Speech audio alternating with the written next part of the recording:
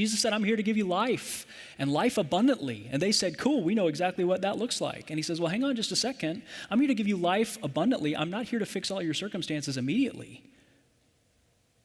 And that wasn't enough for them. They tried to run him off a cliff because he wasn't what they expected and didn't bring what they wanted right now. So they determined that he wasn't what they needed at all.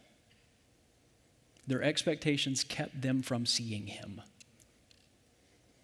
They were blind because of their expectation. John was blind because of a situation. And maybe this morning, you or someone you love is too. Notice, John's blindness is not a problem with Jesus. And notice, John's blindness is not a problem with John. Sometimes we think that, don't we, when we find ourselves in the circumstance? I must have done something. I must have done something wrong. God must be angry at me. That's why I find myself here.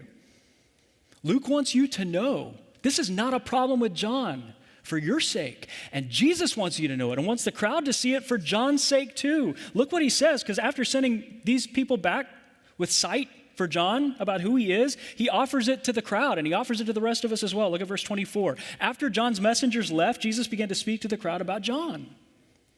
What did you go out into the wilderness to see?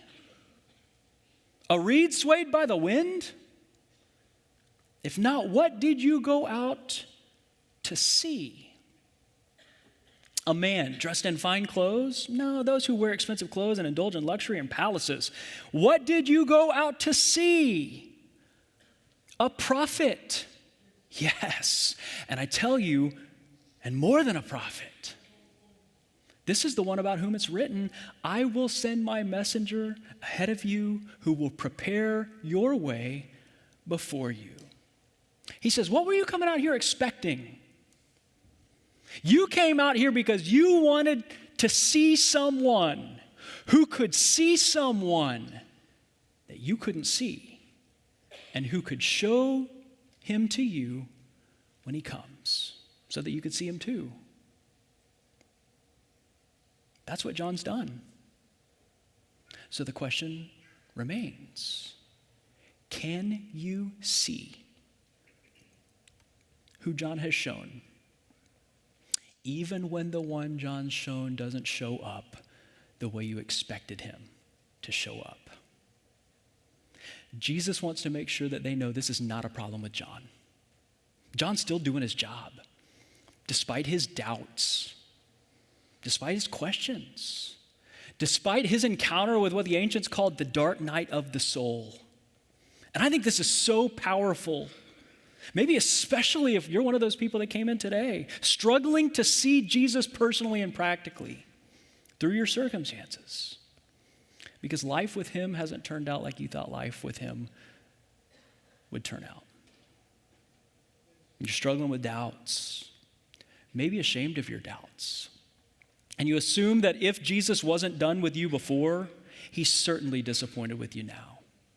If he could see what you're thinking, what you're feeling, what you're wondering, where you are from here. Can I encourage you? Look at Jesus' assessment of John in verse 28. Jesus says for the whole crowd to hear, I tell you, among those born of women, there is, present tense, no one greater than John.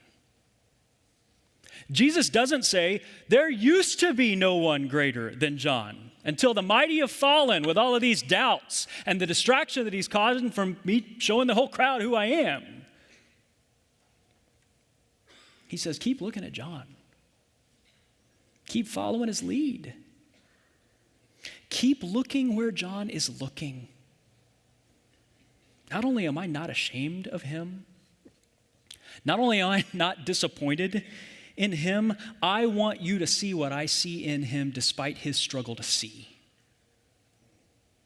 And I want you to follow his lead as you pursue me through places where you can't see me in your circumstances or when I don't meet your expectations.